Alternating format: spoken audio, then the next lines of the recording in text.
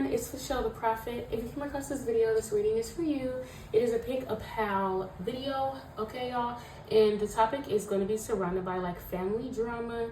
What is your family drama? Everybody's maybe different, and we're going to get into how you're generationally healing family drama or family curses and how you're affected by that. We're just going to get into it, okay? Get some messages out for my people. Thank y'all so much for being here per usual. If you're a returning subscriber, hey friend. If you're new here, welcome. I hope these messages resonate. Check out my other videos. Those may resonate as well. Sorry. Oh, I hate when I stutter. Pal 1 is a picture of like a pink purplish sunset with a street light.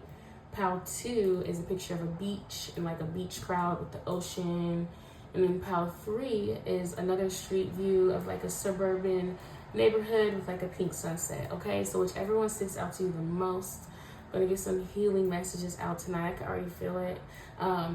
You know, I don't care if this video gets like one view. I could feel it right now that we're gonna get a lot of healing messages that a lot of people need to hear. So yeah, I'll see you on y'all section.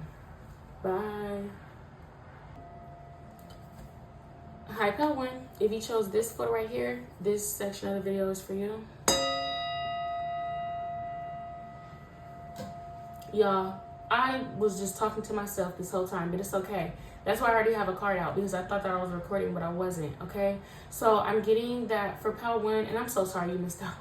That's crazy, because the way I worded it, like, it warmed up to this, so now I'm just gonna, like, have to just lay it on you, what I got. So I'm sorry about that, y'all. So Pal 1, I'm getting that you could have grown up in an environment where your authority figures were very passive aggressive. They could have been straight up physically abusive or used intimidation tactics in order to teach you something, in order to punish you, or basically control you. Okay, you could be in like highly like explosive sort of behaviors, like you drop an ashtray and they blow up on you and they treat you like material items are more valuable than your feelings. They easily like berate, talk down on you and things like that. And I was saying it's something about Pal 1 getting physically ill when you are around these people as an adult, because it's like they may not be able to yell or hit you now because you're an adult, because you will defend yourself, but at the same time that doesn't stop like the verbal abuse, it doesn't stop the microaggressions, it does not stop the passive aggressive behaviors. And Spirit is pushing through a message. Some of y'all have completely cut off your aggressive family members totally. Maybe all of your family members, like, I'm no longer going to deal with this sort of bullying. Like, it's just not like something that you want to bring into your adult life. And then others of you are still around it. And Spirit is saying, like, when you feel yourself getting physically ill, it's because of that. Like, your body is not wanting to adjust to that sort of frequency around like these nasty hearted, nasty spirited, aggressive spirits who are just like mean and nasty for no fucking reason, right? Because it's like, if you want to teach somebody something because you love them, why wouldn't you just take a gentle approach if you love someone? Like, why the fuck do you have to be so nasty and rude and aggressive? And then I was getting into a little bit about like you know, I can definitely relate to having like guardians who are very like microaggressive and passive aggressive, like grunting, slamming doors, like always mad, like having to walk on eggshells, having to be super jittery around them, like even into adulthood, you know, because you pick up on it's why we're sensitive, it's why we're empaths today, because we were around those sort of microaggressions to make us highly aware of energy and frequencies and other people's feelings. Like, this is why we're like this, right? So I was saying, you know, I know it's not about me, but I did want to just tell y'all quickly, like, when I first started to get into, you know, tarot reading and everything, I would watch certain readers because I felt like the way that they talked to me was what I needed to hear in order to learn certain things. Like, I needed to hear like that aggressive, mean sort of like lessons, you know?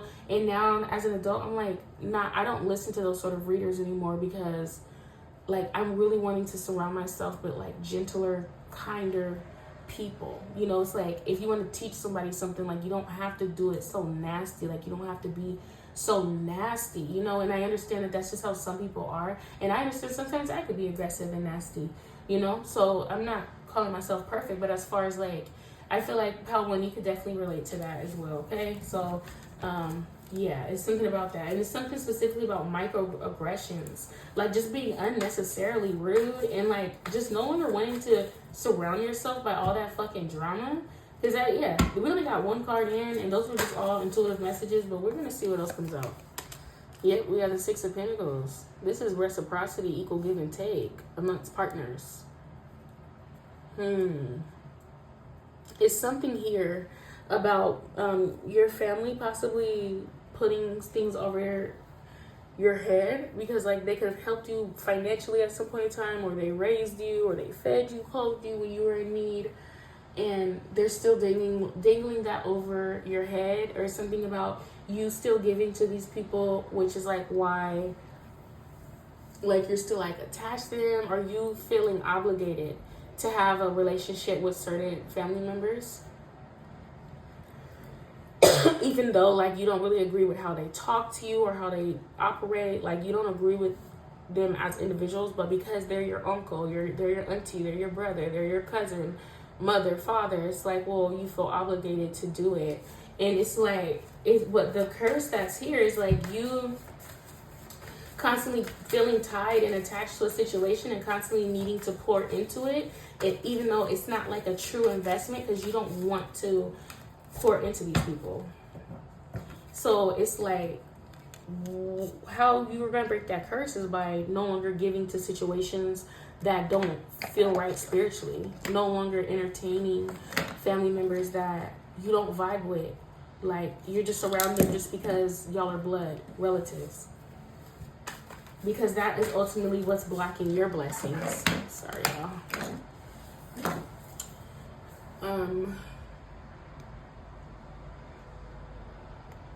We're going to pull out some more information here for Power 1. What's going on with Power 1 and Power 1's family drama? Yeah, this is something about relationships. People taking advantage of your willingness to have a relationship with them. People feel like their titles with you gives them the right to demean you. People felt like it gave them the right to talk down on you, to make you feel less than what you were. And I don't feel like these tactics work on you anymore, but like as an adult, you making the active decision to not be around these fucking people no more and not allow them to control your narrative is exactly why you're free. Is exactly why you're free from, like, this is how you're breaking the curse. And it's so funny because I'm getting like this narrative of the scapegoat is just the one that's tripping, and like you're being isolated as if because you speak up on issues or because you don't like something or you have strict boundaries, you're being scapegoated out as the one that's just doing too much, and oh, you're so dramatic, and family members like literally picking you apart because they feel like you shouldn't feel however the fuck you feel. And that's where it gets tricky, because from one perspective, some of your family members might genuinely think that you're just tripping, and you still have to separate yourself from those people because they refuse to like see things from your perspective. And that's what really fucks me up too, is like they never consider, especially I was getting like if you were heavily sheltered and all that, and because I was saying I kept picking up on Maxwell, that song by Maxwell, Woman's Word, just give me your hand, let me hold your hand, or something he says in that song. And it reminded me of like your guardians trying to constantly control you, trying to make you do what they want you to do. And it's like if you don't do it, your whole existence is just a waste of space. They're so like they really want you to like really carry the shame of them being disappointed in you, and they use it as a control tactic. And there's a lot of like adults who act like they don't know what they're doing, which is so crazy. Like they try to play stupid, which is because it allows them to be able to just further fucking gaslight you. Because you could say, hey, you're being really controlling because I've already, like, this is how I feel. You can't tell me I'm wrong for how I feel, period. And they still keep going. Like, they're still like, no, I'm not gaslighting you. It's you. You're just thinking of it the wrong way. And it's like, that's what the fuck gaslighting is when you try to make somebody doubt their own logic. Like, if you're such a piece of shit ass person, if you can't fucking respect someone's own opinion and own point of view. Like, that's how they feel. You can't tell nobody how to fucking feel. So yeah, that's what's going on here, Pal One. That's what I got for you.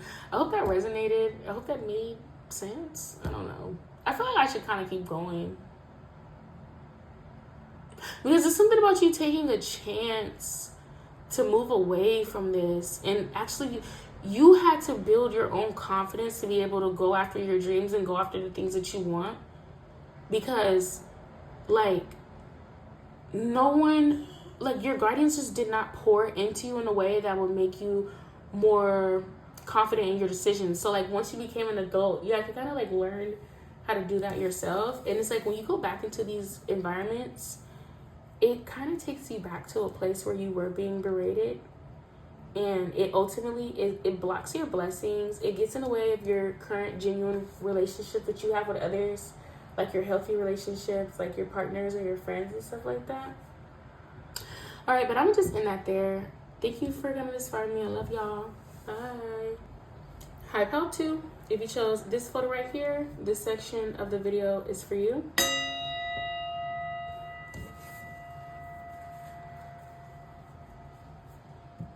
Okay, and we want to know what's some family drama going on for my Pal 2s, and how are we going to get out some generational healing?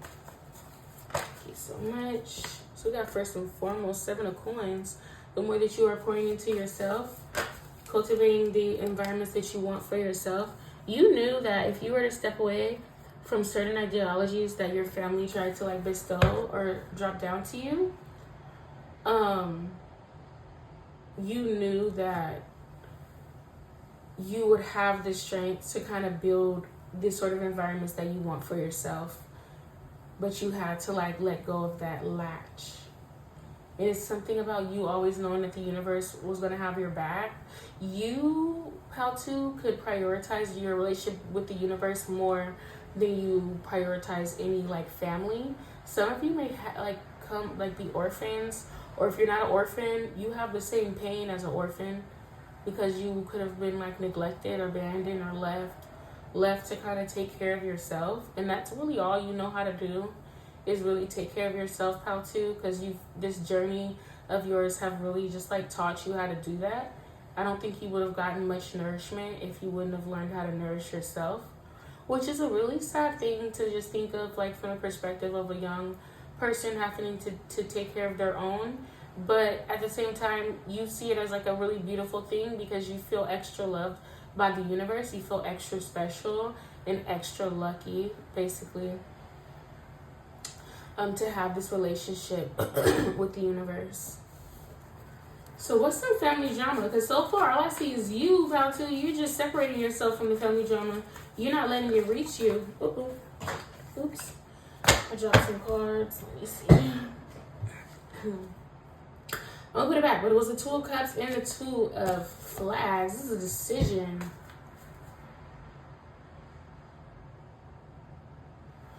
Okay, so let me see.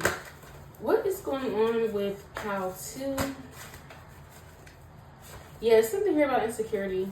A lot of your family drama, a lot of the reason why you could have had, like, any shit family members or guardians or whatever, whether you did or didn't, could have been, like, financial issues. A lot of y'all's issues could have been surrounded by, like, being poor, not having enough, not eating enough, not having enough to eat, you know. And you've certainly broken that curse. Good for you, Pal 2. That's not something that's easily done. You've broken the curse of poverty and inadequacy. You've been able to cultivate so much more, to where now you could buy jewelry, you could buy nice clothes, you could get your hair done, nails done. You can maintain these things that you never really had access to as a youth. Okay, I'm getting that maybe you had some guardians in your life that had, like, drug problems. They could have chose drugs over you and your siblings sometimes. But you were able to really flip the script and flip the narrative for yourself, and for some of you, for your siblings too. Some of you can even take care of your siblings as well as yourself. You could, it's not even here about, like, maybe y'all go to, like, family reunions. or you still go to like barbecues or like little gatherings and get together. And I feel like you still like shoot your shit, you know, like you play your part, you play your role at these events, and you're very cordial and you have decorum. Like you're not like cussing anybody out, even though certain people may deserve it or whatever, because certain people may have let you be in harm's way. God fucking forbid. I'm sorry, pal, too, but I'm picking up on some really like, you know, certain people had access to you that should have never had access to you. And I feel like you are so far removed from those experiences, because I'm seeing you created so many beautiful things. If you chose Pal 2, y'all have already broken whatever curse that was hovering over you.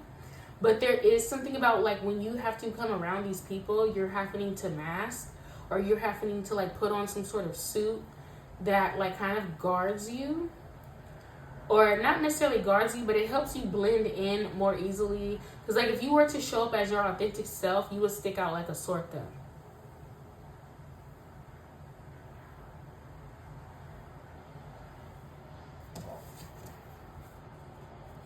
What's going on, Pal 2? What is some family drama for Pal 2?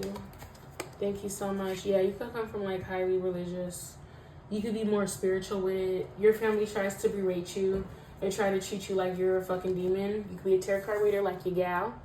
Okay? It's so crazy because I myself, y'all, I have a fucking family member who thinks that I'm just so demonic for reading cards. But my bad, y'all, my phone died. But I was saying, yeah, the whole time I have a family member who think I'm demonic for this and all that. But that nigga's a pedophile. Right? So it'll be so much bullshit just swept under the rug, and it's fucking crazy, you know? Like, how the fuck you gonna say that I'm fucking demonic? Motherfucker, if I'm demonic, I'll meet you in hell, bitch. You're a whole fucking pedo.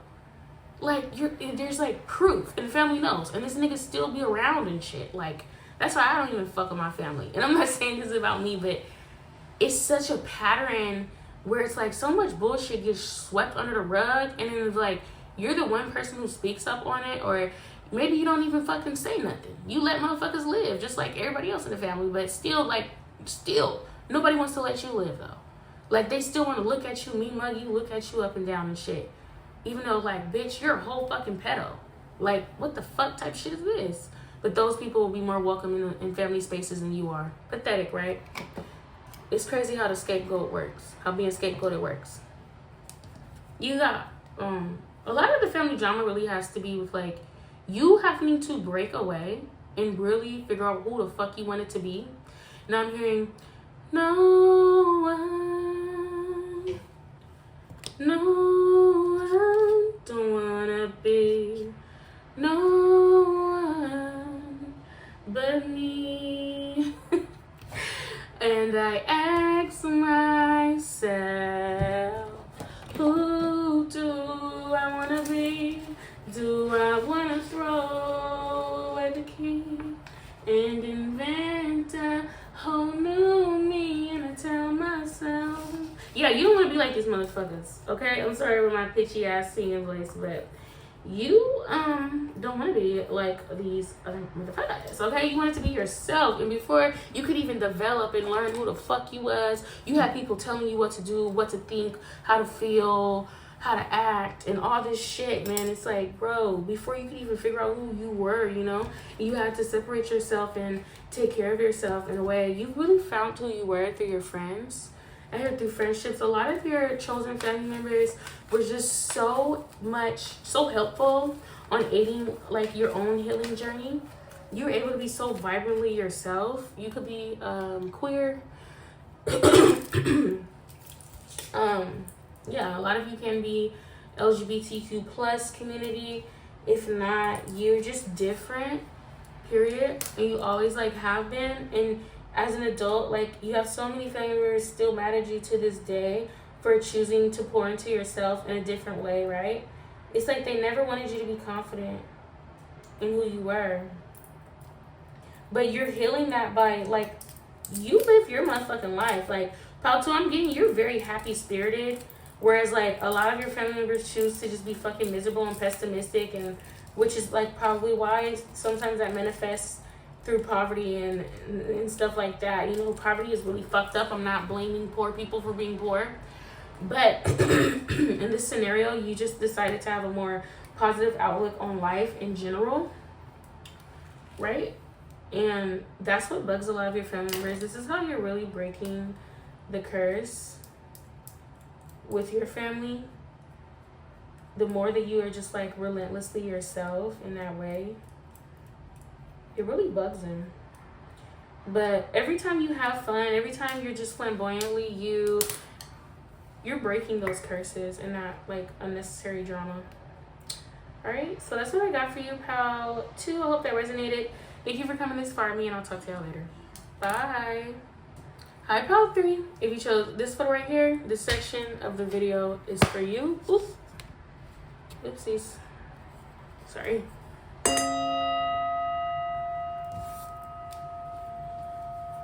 Okay, we want to get some information out for pal 3 on what is their family drama and how are they performing generational healing.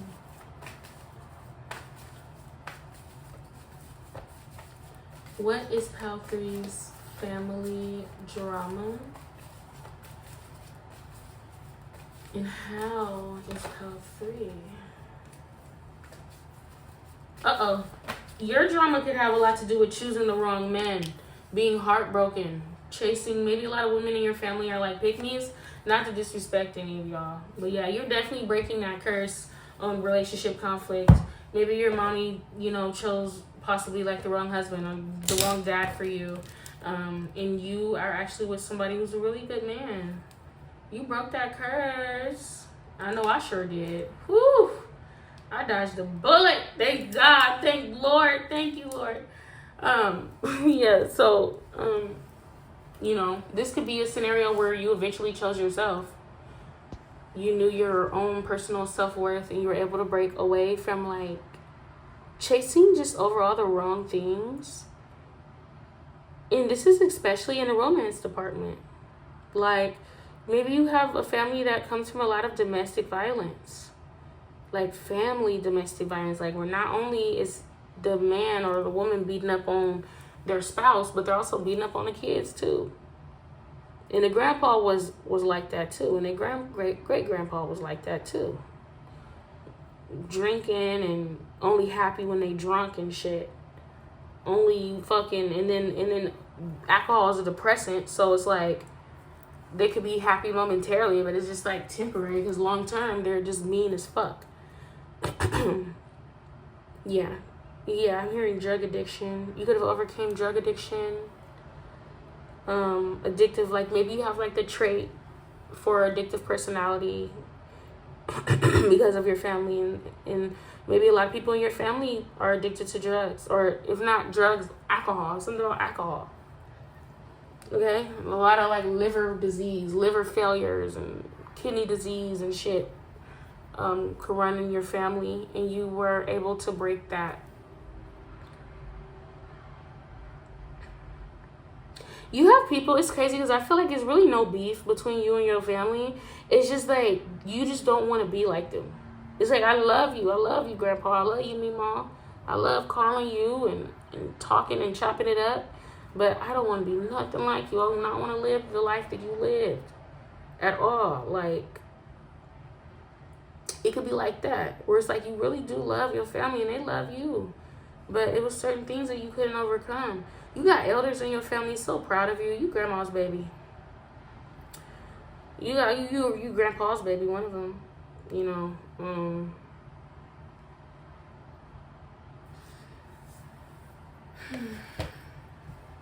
Let me see what else is gonna come out. What's going on with pal 3? What is some family drama? Okay, this is also, I keep hearing domestic violence. Yeah, domestic violence case. You could have had a father figure or an uncle who was very abusive and verbally abusive too. Very mean and like strict. What I say go, I shouldn't have to repeat myself too many times. Like, you had a dad who wasn't afraid to like whoop your ass.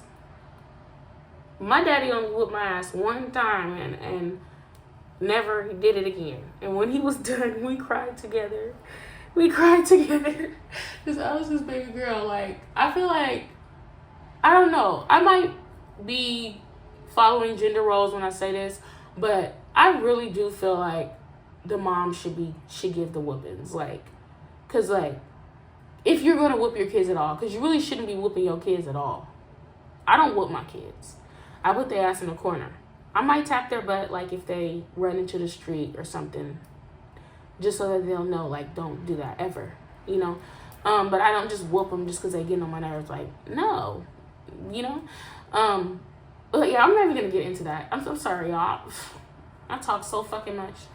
But, yeah, I'm seeing, like, I'm just a mean, aggressive, big fucking man who just be putting his hands on little babies and shit. Stupid bitch. Not to call nobody people stupid bitch, but man. Yeah, just mean all the time and always, like, wanting to, like, lash out and talk down on you and shit. You know, like, oh, I feel so bad. And I'm sorry if y'all have this experience, but you be seeing, like, on Facebook, like, parents who put, like, their daughter's dirty panties on Facebook Live and shit. Like, oh, she would want to be out with a boy and look how dirty she is. And, like, you know, just want to expose, like, you could have had those sort of parents where maybe when it wasn't to that extreme, but they love humiliating you. They love laughing at you, telling your business, telling their friends about this, and maybe they had like their company over all the time and they cared more about like their friends and getting a good laugh about their friends, and they cared about how it made you feel. Then they cared about, you know, humiliating you. Like, it was a lot of times where you felt humiliated. You felt like you were like, it's like disrespectful towards you, but it's more so like like discarded. Like, your feelings like never mattered. All that mattered was whatever narrative these authority figures was pushing. Like, they had a way of having conflict with you that made you feel very powerless. I hear party, party, party, let's all get wasted. Yeah, this is drinking. This is like having some serious drinking problems. And having a parent that had some serious drinking problems. Or maybe it wasn't a parent. Maybe you and your people were perfectly fine and they didn't have those problems. Maybe it was a grandpa or an auntie or an uncle or somebody you were exposed to, just somebody who just can't control their liquor. Or maybe it's not even like a childhood circumstance. Maybe like as an adult and you're in these family settings, like you notice like your family drinks a lot. Or maybe just drugs in general, and you try not to participate, and maybe it is like family pressure to participate in those sort of things, but you really do break that pattern of just digesting toxicity. Yeah, you have a sober mind. I hear the word somber. Like, you're sober, and this is why you're able to authenticate like so much for yourself in this lifetime. You get into the money, you breaking that. What I say? I think I said that for proud too, breaking those generational money curses. Okay? By defending and protecting what you're able to cultivate for yourself, you may very much love your family, but you have strict boundaries and you don't let them just run up in your house and do whatever the fuck they want to do. Absolutely not. You have to call first. And then I have to decide if I want you to come over. Because I might not want you to come over. You know, you could keep certain things away from your kids because you know how certain motherfuckers is, and you know, you could be real cordial. I feel like I said, it's really no beef. It's just like you really done a good job at using the cards that you were dealt as a stepping stool to get more. You have a lot of prosperity around you, a lot of wealth. Maybe a lot of your family drama has to do with like your family feeling like you're just so put up and wealthy and nice, and your kids always so nice and got nice clothes, and your hair always did, nails always did, and makeup and all this shit. And like you keep all these things to yourself. Like you don't want to spread your resources or share it with your family. And it's not because you're trying to like flex on them or nothing like that, but you know, like you can, like, you know, you've worked hard for these things, and these people were not necessarily able to cultivate these things for themselves. And it's not that you don't want to help them out and do that for them, but at the same time you have to maintain what you have. And for a motherfucker who don't know how to maintain shit, everybody know this. Anybody who has anything to their name that they've had to work for knows you cannot help out a motherfucker who ain't never had shit and never worked for shit in their life. You can't give them nothing because they have to work for them themselves, so they will respect what it is. You know what I mean? Like, I have horror stories of like letting friends come over and use my shit, and because I want to be so friendly, it's like, yeah, I'll help you get on your feet, you know, you can get a job and do this and do that. But it's like, no, they don't appreciate the shelter that you're providing for them because they don't know what it takes to have a shelter. You know what I mean? Like, they don't know what it takes, so they think like it's a game or something. Like, they think they could just fuck around, and like, you're gonna find out because you're gonna end up losing your shit fucking with somebody who ain't never had shit. You know what I mean? And it's like that sort of energy. It's like, man, I gotta maintain this shit on how I know how to do it. Like, cause y'all motherfuckers don't listen. Like, you in a strict program and you making a lot of money too. So I would say continue to do what you're doing. I feel like you really don't deal with your family. It's something that you're really kind of like far removed from. You don't really see yourself as a victim. You might go to family gatherings every now and then, but you've been able to really set the blueprint for yourself here. It's a beautiful thing I'm seeing. So that's what I got for you, Pal 3. I hope that resonated. Thank you for coming this far, and I'll talk to you later. Bye.